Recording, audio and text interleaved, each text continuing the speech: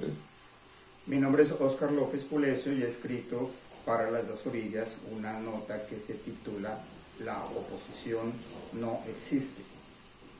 Gustavo Petro es presidente de la República porque ejerció desde el Congreso de modo implacable, sistemático, sustentado la oposición.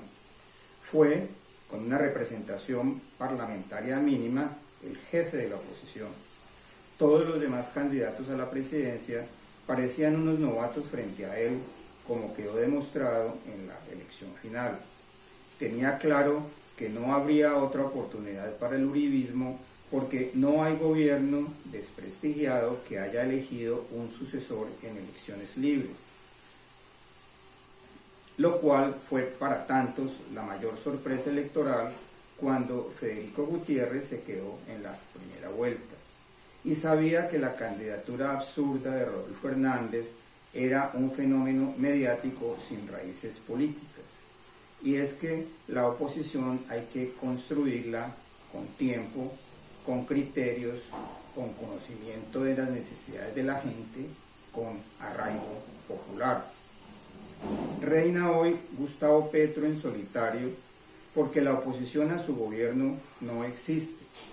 Primero, quien debería ejercerla por derecho propio, el ingeniero Rodolfo Hernández, sin ninguna representación parlamentaria, dejó tirada su curul y sus 10 millones de votos en el desperdicio más grande de un capital político que se haya visto en Colombia.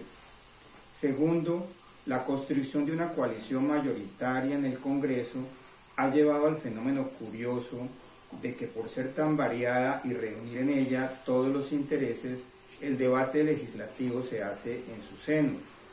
La reforma tributaria es un ejemplo notorio.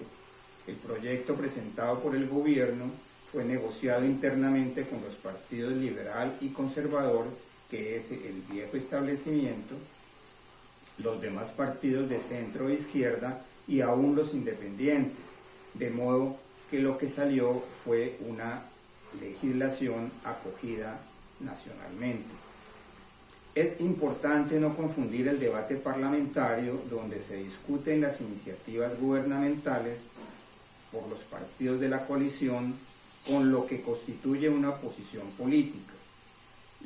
Lo que se está construyendo con esa coalición se llama de otra manera, gobernabilidad. Su artífice es el senador Roy Barreras, quien como es poeta sueña con irse a vivir a Lisboa cuando es aquí donde se le necesita.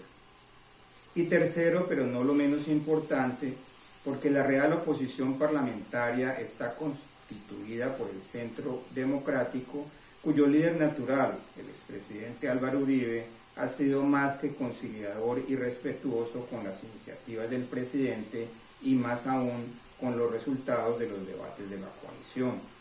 Las figuras del uribismo, sobre todo las senadoras Paloma Valencia y María Fernanda Cabal, son aves solitarias en el paisaje parlamentario y en la opinión pública, donde gozan de un espacio desproporcionado a su caudal político que recoge la más extrema derecha, alentada por su permanente furia.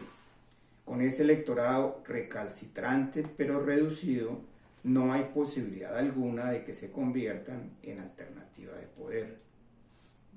Y hay alguna oposición de dirigentes políticos por fuera del Congreso, encarnada en algunos excandidatos presidenciales ampliamente derrotados en las elecciones, que están recogiendo sus banderas en el ejercicio de una cerrera oposición por Twitter, siguiendo la fórmula que le resultó tan exitosa a Petro: oponerse a todo.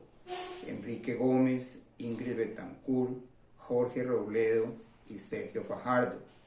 Este último, una persona tan excepcional, digna de mejores destinos, que tristemente pasará a la historia por no haber llegado a la presidencia, primero por no hacer una coalición y segundo por hacerla. Pero esas aguas no hacen ningún riachuelo. Curiosamente, por fuera del Congreso, la única figura política nacional que ha hecho una posición como Dios manda, con argumentos contundentes, con autoridad intelectual y política, es Germán Vargas Lleras, jefe natural de Cambio Radical, un partido independiente, quien ha manifestado su desinterés por ser candidato presidencial. De resto, son las redes sociales convertidas en una alcantarilla donde todas las mentiras, infundios e injurias tienen cabida, y los comentaristas de los medios, en un país que no lee, quienes se escandalizan o pontifican sobre lo que debe hacerse, alimentados por el peculiar estilo presidencial de lanzar globos al aire, ideas sonda, para ver qué recibo tienen y proceder a desecharlas, ajustarlas o impulsarlas, siempre sometido a los dictados de la separación de poderes y de respeto a la ley y a la Constitución. Esa Constitución que garantiza los derechos de la oposición que, como vemos, no existe.